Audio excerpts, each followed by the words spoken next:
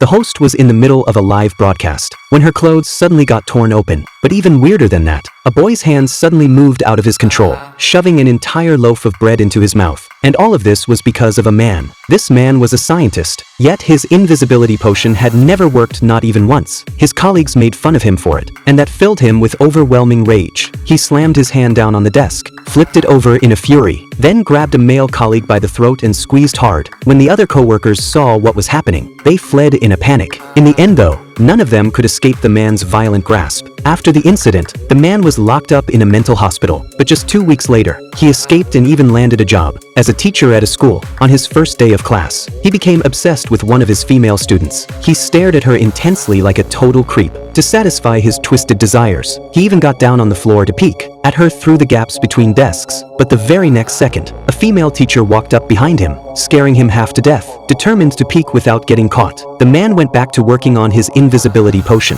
One day, after injecting the potion into a rabbit, the animal actually vanished. The man realized he'd finally succeeded. Without a second thought, he injected the potion into his own body, and right away, his entire body disappeared into thin air. Overjoyed, he rushed straight to the female student's house. While she was fast asleep, he quietly pulled back her blanket and then undid her clothes. The next day during class, the man felt so guilty that he couldn't even look his students in the eye. But in the blink of an eye, the female student did something that made the man freeze in sheer terror.